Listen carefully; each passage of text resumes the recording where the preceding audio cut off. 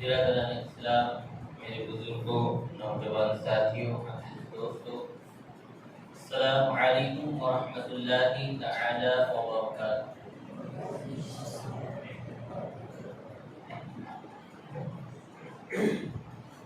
الحمد لله الذي نور قلوب العارفين بسراج الهداية والفرقان، والصلاة والسلام على سيد الإنس والجان وعلى آله وأصحابه الكرام، أما بعد. قال الله تبارك وتعالى في القرآن العظيم والفرقان الحميد: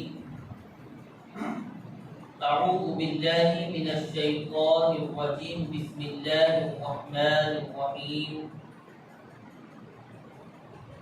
إني وجهت وجهي الذي فطر السماوات والأرض حنيفا وما أنا من المشركين.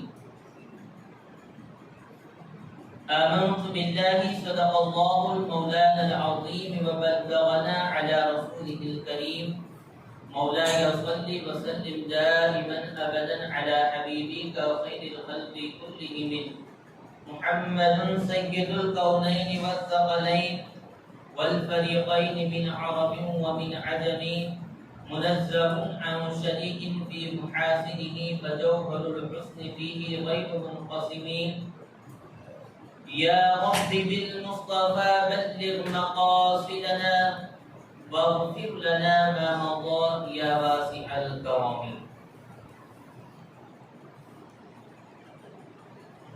آئیے کلام مقدس سے جس مشہور و معروف آیہ کریمہ کو آپ کے سامنے تلاوت کرنے کا شرف حاصل کیا، اس کے متعلق کچھ باتیں پیش کرنے سے پہلے ہم اور آپ مل کر ساری کائنات کے مرکز عقیدت، ہم بے کسوں کے کس، بے بسوں کے بس، معصوم آمینہ، مالی کے رکاب امم، فخر عرب و عدم، سیاہ لا مکا، حضور سیدنا احمد مجتبی محمد مصطفیٰ ارواحنا فدا صلی اللہ تعالی علیہ وسلم کی بارگاہ عالیہ میں سبھی حضرات مل کر جھوم کر بارگاہ رسالت میں درود پاک کا ہدیہ پیش کریں۔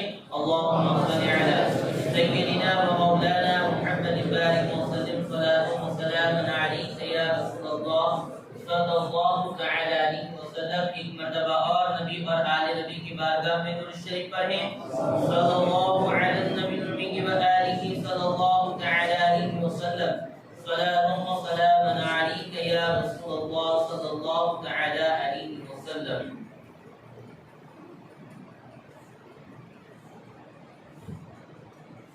آئندہ جمعہ ہے ماہ ذی القعدہ اور ذی الحجہ، تو یہ وہ دن ہوا کرتے ہیں، یہ تاریخ اسلام کی وہ عظیم تاریخ ہے جس سے کئی انبیاء کرام علیہم الصلاۃ والتسلیم کی حیات پاک اور سیرت مبارکہ اس سے جڑی ہوئی۔ بالخصوص ماہ ذی الحجہ جو دین محمدی میں اور شریعت محمدیہ میں حج کا تصور، قربانی کا تصور، جیسا کہ بارہا وہ حدیث پاک آپ نے سنی ہوگی کہ صحابہ کرام نے عرض کی یا رسول اللہ ما هذه الاضاحی، یا رسول اللہ یہ قربانیاں کیا ہیں؟ تو آقا نے فرمایا سنت ابیکم ابراہیم علیہ السلام، یہ جو قربانی آپ کر رہے ہیں وہ حضرت ابراہیم علیہ السلام کی سنت ہے، ان کا طریقہ ہے۔ تو حج کے ایام میں ایک تو قربانی، صفا مروا کی جو ہے وہ صحیح، پھر ماہ آب زمزم جو ہے، تو اس عظیم جو شعار اسلام ہے حج، جو اسلام کی بنیاد میں سے ایک بنیاد ہے، اس کا جو ایک بڑا تعلق ہے وہ سیدنا ابراہیم علیہ السلام اور سیدنا اسماعیل علیہ السلام سے جڑا ہوا ہے۔ آج میں آپ کے سامنے سیدنا ابراہیم علیہ السلام کی سیرت پاک کے کچھ گوشے بیان کرنے جا رہا ہوں، بغور سماعت کریں۔ حضرت ابراہیم علیہ السلام کی جو زندگی ہے، آپ کی جو سیرت مبارکہ ہے، وہ جرأت، ہمت، صبر، استقامت اور توکل علی اللہ کی ذات پر جو بھروسہ آپ کی زندگی میں جو نظر آئے گا، شاید یہ آپ کو کسی اور میں نظر آئے۔ آپ نے وہ امت کو درس دیا اور لوگوں کو وہ درس دیا، سبق دیا کہ رہتی دنیا تک جو جو آپ کی سیرت مبارکہ پڑھے گا، وہ آپ کی سیرت مبارکہ پڑھ کر فائدہ اٹھائے گا۔ دیکھیے سیدنا ابراہیم علیہ السلام یہ کس ماحول میں بڑے ہوتے ہیں اور کیسے ماحول میں آنکھ کھولتے ہیں۔ ہم اور آپ جس معاشرے میں پیدا ہوئے، ہم نے آنکھ کھولی تو ہمارے سیدھے کان میں اذان پڑی گئی اور داہنے کان میں، الٹے کان میں اقامت پڑھی گئی۔ یہ حضور صلی اللہ تعالی علیہ وسلم کے طریقے سے ثابت ہے، اور بچپن میں یہ جو طریقہ ہے وہ کہیں نہ کہیں ہمارے جسم میں اس وقت کوئی شے ایسی ایکٹیو ہوتی ہے، جاری ہوتی ہے کہ اس وقت کان میں اذان کا پڑھنا اور اقامت کا پڑھنا کہیں نہ کہیں تمہارے اندر اسلام اور اللہ کی وحدانیت اور حضور صلی اللہ تعالی علیہ وسلم کی نبوت کا اعلان تمہارے کانوں میں کر دیا جاتا ہے۔ تو یہ ایک ماحول ہمیں بچپن ہی سے ملتا ہے اور ہم بڑے ہو کر مسلمان رہتے ہیں، اسلام کے دامن میں ہم پلتے ہیں، بڑھتے ہیں۔ مگر آپ سوچیں کہ ایک بچہ اگر ایسے ماحول میں پیدا ہو کہ جہاں نہ تو اللہ کی وحدانیت کا کوئی تصور ہے اور نہ ہی کوئی اللہ کا کلمہ پڑھنے والا ہے اور نہ ہی کوئی اللہ تبارک و تعالیٰ کو ماننے والا ہے، نہ کہیں سے کہیں وہاں کوئی ایسی کرن نظر آتی ہو کہ جہاں اللہ کی وحدانیت کا تصور کیا جاتا ہو۔ ویسے ایک بات میں آپ کو پتے کی بتاؤں، شاید اس سے پہلے آپ نے سنی ہو کہ نہ سنی ہو۔ حضور صلی اللہ تعالی علیہ وسلم نے فرمایا، کل مولود یولد علی فطرۃ الاسلام ثم والداہ یوحدانہ وینصرانہ وینجسانہ،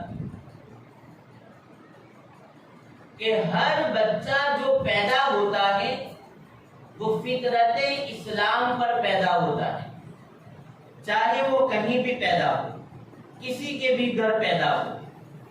جب بچہ پیدا ہوتا ہے تو ہر بچہ فطرت اسلام پر پیدا ہوتا ہے، مگر آقا فرماتے ہیں کہ اگر وہ بچہ کسی موحد یعنی اللہ کو ماننے والے کے یہاں پیدا ہوا، چونکہ اس کے ماں باپ اللہ کو ماننے والے تھے تو وہ بڑا ہوا تو وہ بھی اللہ کو مانے گا اور وہ مسلمان ہوگا۔ مگر وہ بچہ کسی مجوسی کے یہاں پیدا ہوا، آگ کی پوجا کرنے والے کے یہاں پیدا ہوا، تو آقا فرماتے ہیں کہ چونکہ وہ ایسے ماحول میں پیدا ہوا، اس کے ماں باپ بھی آگ کو پوجتے تھے، وہ بھی آگ کو پوجنے والا ہو گیا۔ وہ کسی یہودی کے یہاں پیدا ہوا تو وہ جو ہے وہ یہود دھرم کو اپنانے والے تھے، بچہ اسی ماحول میں پیدا ہوا، بڑا ہوا تو وہ بھی یہودی بن گیا، مگر ہر بچہ جو کہ وہ پیدا جو ہوتا ہے وہ فطرت اسلام پر پیدا ہوتا ہے۔ حضرت ابراہیم علیہ السلام اور تسلیم جب پیدا ہوئے تو ماحول کیسا تھا؟ ہر طرف شرک کا تصور تھا، گھر میں دیکھیں شرک ہیں، باہر دیکھیں شرک ہیں، سیاسی ماحول آپ دیکھیں وہ بھی شرک ہیں، کوئی تاروں کی پوجا کر رہا ہے، کوئی سورج کی پوجا کر رہا ہے، کوئی چاند کی پوجا کر رہا ہے، کوئی درخت کی پوجا کر رہا ہے، کوئی خود اپنے ہاتھوں سے بتوں کو بنا کر اس کی پوجا کر رہا ہے۔ سیدنا ابراہیم علیہ السلام و تسلیم اس ماحول میں پیدا ہوتے ہیں، بڑے ہوتے ہیں۔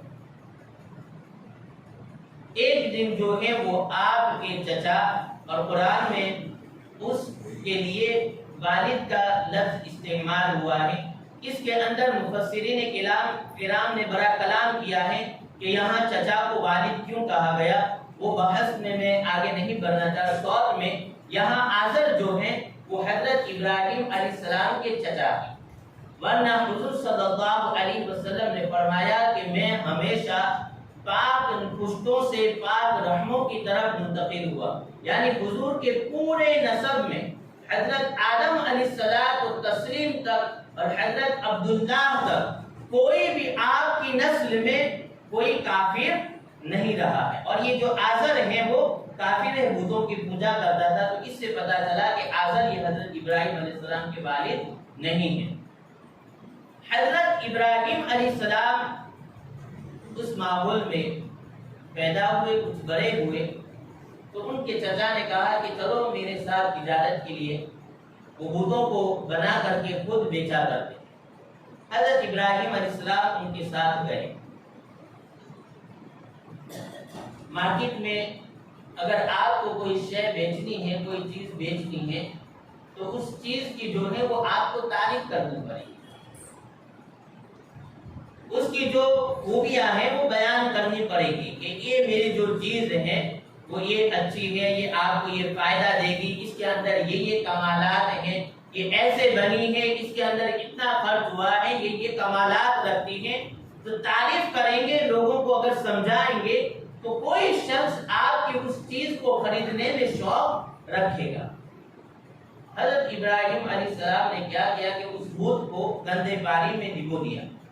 ڈبونے کے بعد وہ جب خراب ہو گیا باہر لائے اور کسٹمر سے کہنے لگے، گراہکوں سے کہنے لگے کہ یہ جو بت ہے نہ تو یہ آپ کو کوئی فائدہ پہنچا سکتا ہے اور نہ ہی نقصان پہنچا سکتا ہے، اور نہ ہی اس کے اندر کوئی کمالات ہیں، یہ ہاتھوں سے بنایا ہوا ہے، یہ تمہیں کوئی فائدہ نہیں پہنچا سکتا۔ آپ کے چچا نے کہا کہ بھتیجے، بیٹے، تو میرا کاروبار بڑھانے کے لیے آیا ہے یا گھٹانے کے لیے آیا ہے؟ اس طرح تو میرا کاروبار نہیں بڑھے گا۔ حضرت ابراہیم علیہ السلام کی تبلیغ کا، دعوت کا یہ ابتدائی دور، اور ہر شخص کو چاہیے کہ جب وہ کوئی چیز اصلاح کرے، سدھارنے کی کوشش کرے، تو سب سے پہلے اپنے گھر سے اس کی ابتدا کرے، خود سے کرے، پھر اپنے گھر سے اس کی تبلیغ کی ابتدا کرے۔ اب یہاں یہ جو وقت ہے وہ بڑا کڑوا ہے اور بہت سخت بھی ہے۔ باہر کے لوگوں کو سمجھانا یہ کافی آسان ہے مقابل گھر والوں کی۔ گھر والوں کو اگر آپ سمجھانے کی کوشش کریں گے تو ان کو سمجھانا بہت زیادہ مشکل ہے، بمقابل آپ باہر کے لوگوں۔ تو یہ سب سے پہلا آپ کے لیے سخت مرحلہ۔ آپ کے چچا نے کہا کہ تم یہ کیا کر رہے ہو؟ اراغب آلہتی، اے ابراہیم، کیا تم میرے خدا سے روگردانی کر رہے ہو؟ تم میرے خدا کو نہیں مان رہے ہو؟ اس وقت ابراہیم علیہ السلام نے کہا انی وجہت وجہی للذی فطر السماوات والارض حنیفا وما انا من المشرکین، کہ اے چچا سن لو، میں نے اپنی جو توجہ ہے، اپنی جو روح کرتا، اپنا جو چہرہ ہے، وہ میں نے اپنے رب کی طرف کر لیا کہ میں تمہارے خداؤں کو نہیں مان رہا، میں دین حنیف کی طرف بھیجا گیا ہوں اور میں مشرکوں میں سے نہیں ہوں۔ اس سب سے پہلے آپ نے تبلیغ کی ابتدا کی اور اپنے چچا کے ساتھ آپ نے کس طریقے سے تبلیغ کا یہ کیا۔ تو پھر کہا کہ ٹھیک ہے، تم جو یہ کر رہے ہو یہ غلط ہے، میں تمہارے خدا کو نہیں مان رہا۔ ابراہیم علیہ الصلوۃ والتسلیم کو ان کے چچا نے اپنے سے دور کر دیا۔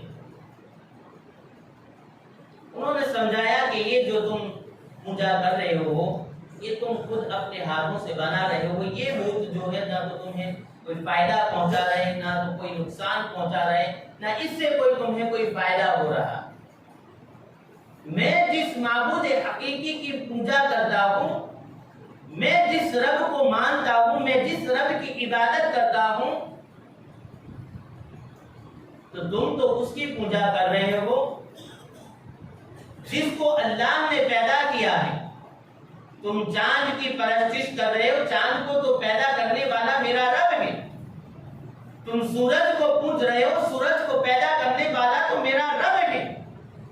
تم ستاروں کی پرستش کر رہے ہو، ستاروں کو پیدا کرنے والا میرا رب ہے۔ تم جن چیزوں کو مان رہے ہو کہ یہ خدا ہے، ان کو تو میرا رب پیدا کرنے والا ہے، میں ان کو کیسے مان سکتا ہوں؟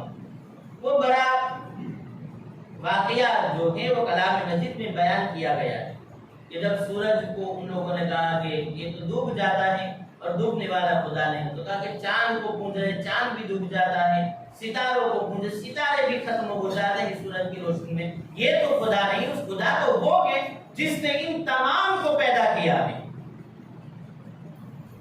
بات بڑھتی گئی، ابراہیم علیہ السلام نے پوری قوم کے سامنے ان کے جھوٹے خداؤں کا انکار کیا۔ سال میں ان کے یہاں ایک بڑا میلہ ہوتا جس میں اجتماعی طور پر اس شہر کے، بابل شہر کے تمام لوگ جو ہیں وہ ایک جگہ اکٹھا ہو کر ستاروں کی پوجا کیا کرتے۔ انہوں نے کہا کہ آپ بھی چلیے، تو آپ نے کہا کہ میں نہیں چل نہیں سکی، میں جو ہے وہ بیمار نظر آ رہا ہوں، میری طبیعت ٹھیک نہیں ہے، آپ لوگ جائیں پوجا کریں، میں نہیں آتا ہوں۔ وہ تمام شہر والے جو ہیں وہ وہاں پر اکٹھا ہوئے اور شہر کو چھوڑ کر کے چلے گئے۔ اس شہر میں ان کی پوجا کے لیے ایک بہت بڑا بت کدہ تھا جس میں کئی تعداد میں، سینکڑوں کی تعداد میں بت رکھے ہوئے تھے۔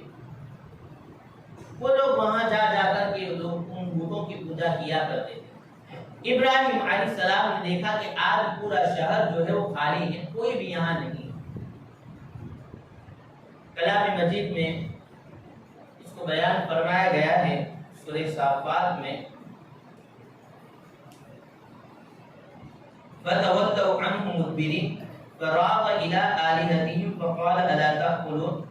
وہ ان بتوں کے پاس گئے اور بتوں کو کھانا رکھا کہ کہا لو کھاؤ۔ اب وہ بے جان پتھر تھے، وہ کیا کھائیں گے؟ مَا لَكُمْ لَا تَنطِقُونَ، کہا کہ تم بولتے نہیں ہو۔ فَرَاغَ عَلَيْهِمْ ضَرْبًا بِالْيَمِينِ، تو ابراہیم علیہ السلام ایک بڑا ہتھوڑا اپنے کندھے پر لے کر گئے اور سارے بت کدے کے تمام بت کو آپ نے اس ہتھوڑے سے توڑ دیا۔ توڑنے کے بعد وہ ہتھوڑا جو تھا ایک بڑا بت، اس کو آپ نے نہیں توڑا، اس کو ایسے ہی رہنے دیا اور وہ ہتھوڑا جا کر کے اس کے ہاتھوں پر، کندھے پر رکھ دیا۔ جب قوم کے تمام لوگ آئے اور اپنے جو بت کدے کا حال دیکھا کہ یہاں تو سب ہمارے جو جھوٹے خدا ہیں، ہمارے معبودوں کو تو کسی نے توڑ دیا ہے، پورا بت کدہ تباہ کر دیا ہے۔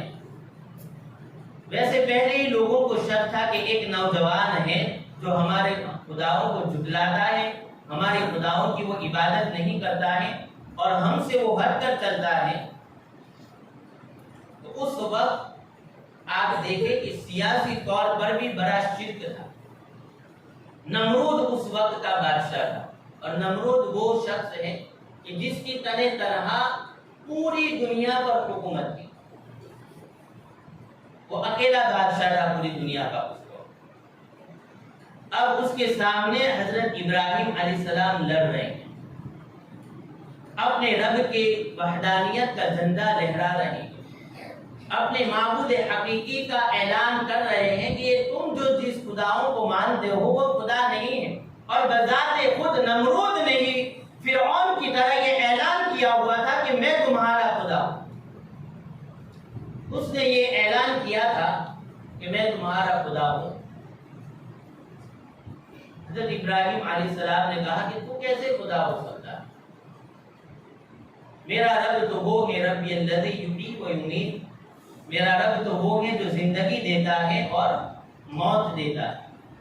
تو اس نے سمجھا کہ یہ جو مارنا ہے، قتل کرنا ہے، وہ موت دینا ہے اور زندگی۔ تو اس نے کہا کہ کوئی ایسے قیدی کو بلا لاؤ کہ جس کو کل صبح پھانسی ہونی ہے۔ تو قید سے ایک شخص کو بلایا گیا کہ جس کو صبح میں پھانسی ہونی تھی۔ نمرود نے اس کو آزاد کر دیا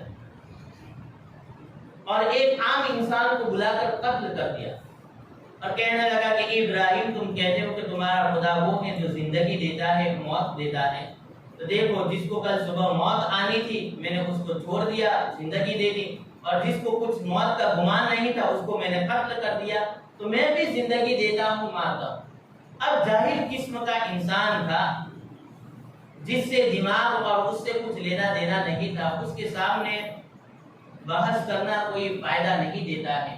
اور یہ انبیاء کرام اور اہل علم کا یہ طریقہ ہوتا ہے کہ وہ جاہلوں سے بحث نہیں کرتے ہیں، جن کا دماغ خالی ہوتا ہے ان سے وہ بحث نہیں کرتے۔ کہا کہ ٹھیک ہے، اس کے سامنے میں کوئی اور علمی دلیل پیش کرتا ہوں۔ آپ نے فرمایا کہ میرا رب جو ہے وہ سورج کو مشرق سے نکالتا ہے اور مغرب میں ڈباتا ہے۔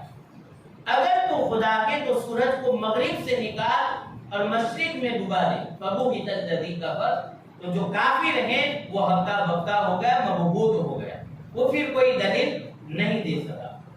علماء کرام اس آیت کریمہ کی تفسیر میں فرماتے ہیں کہ ابراہیم یہ اللہ کے خلیل ہیں، اللہ نے ان کو اپنا دوست بنایا ہے، خلیل بنایا ہے۔ تو نمرود بھی اگر سامنے کوئی سوال کر سکتا تھا کہ تم جس خدا کی عبادت کرتے ہو اور جس خدا کی بات کرتے ہو، مجھے کیا معلوم کہ وہ خدا ہے بھی نہیں کہ کیا ہے، تم یہ کہتے ہو کہ مشرق سے سورج نکالتا ہے مغرب میں ڈباتا ہے، کوئی اور ہوگا، یا یہ جو ہے وہ ایک ایسے ہی کام ہو رہا ہے۔ اگر تم اپنے خدا کی بات کر رہے ہو تو اگر اس خدا سے تم کہو کہ وہ مغرب سے سورج نکالے اور مشرق میں ڈبائے، علماء فرماتے ہیں کہ اگر اس وقت نمرود نے یہ سوال کیا ہوتا، ابراہیم علیہ السلام دعا کر دیتے تو رب تبارک و تعالیٰ اس دن مغرب سے سورج کو نکال دیتا اور مشرق میں ڈبا دیتا، کہ وہ اپنے خلیل کی دعا کو رد نہیں فرماتا۔ مگر فرعون نمرود جو ہے وہ اس وقت خاموش ہو گیا۔ حضرت ابراہیم علیہ السلام نے جب اس بت کے کندھے پر وہ ہتھوڑا رکھ دیا تو نمرود نے اپنے دربار میں حضرت ابراہیم علیہ السلام کو بلایا اور کہا کہ افعلت ھذا، ابراہیم کیا تو نے یہ کام کیا ہے؟ دیکھیں تبلیغ کا طریقہ جو ہوتا ہے وہ مزاحیہ بھی ہوتا ہے۔ ابراہیم علیہ السلام نے کہا کہ ثبوت آپ کے پاس ہیں، جیسے بغداد میں اگر کوئی کیس چل رہا ہو تو تمہیں اگر کوئی ثبوت پیش کرنا ہو، قتل کیا ہو، ہتھیار اگر ہیں، خون کا ٹیسٹ ہے وغیرہ اگر موجود ہو تو جو ہے وہ مجرم ایسے ہی پکڑا جاتا ہے۔ حضرت ابراہیم علیہ السلام نے کہا کہ یہ جو تمہارا بڑا بت ہے اس کے ہاتھ میں ہتھوڑا ہے، اسی نے ان تمام بتوں کو توڑا ہے۔ نمرود کہنے لگا کہ یہ تو بے جان ہے، یہ کیسے کر سکتا ہے؟ کیونکہ اس سے پوچھ لو، وہ جواب دے گا کہنے لگے کہ یہ تو بے جان ہے، یہ بول نہیں سکتا، وہ کیسے جواب دے گا؟ ابراہیم علیہ السلام نے کہا کہ جب یہ نہ تو کسی کو نقصان پہنچا سکتا ہے نہ فائدہ پہنچا سکتا ہے، اور تم جس خدا کو پوج رہے ہو، جن کو تم خدا کہہ رہے ہو، وہ تو بول بھی نہیں سکتا، اپنی خود حفاظت بھی وہ نہیں کر سکتے، تو یہ تمہارے خدا کیسے ہو سکتے ہیں؟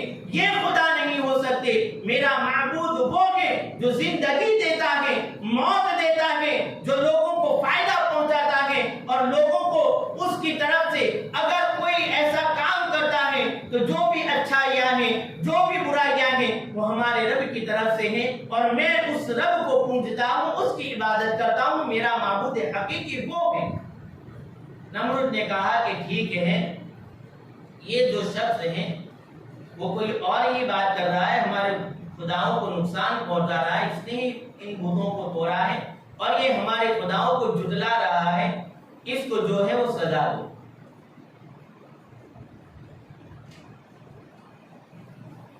ایک بڑا آتش کدا بنایا گیا، پوری قوم کے لوگوں کو حکم دیا گیا کہ اس میں لکڑیاں ڈالو۔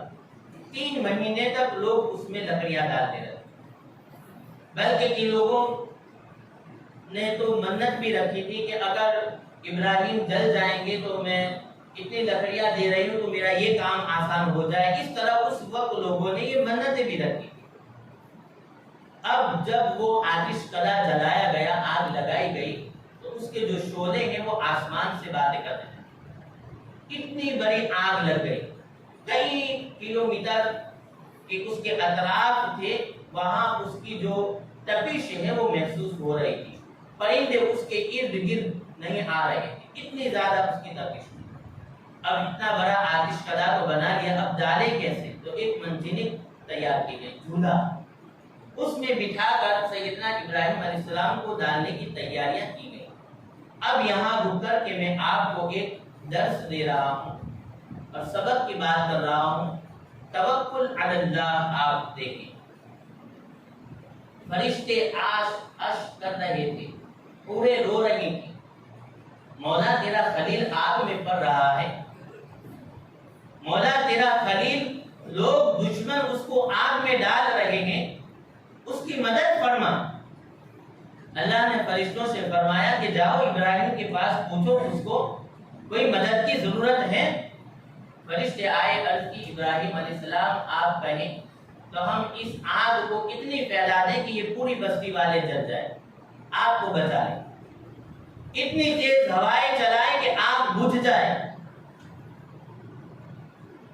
ابراہیم علیہ السلام نے کہا کہ مجھے تمہاری مدد کی کوئی ضرورت نہیں ہے، میرا جو رب ہے وہ میری مدد ضرور کرے گا۔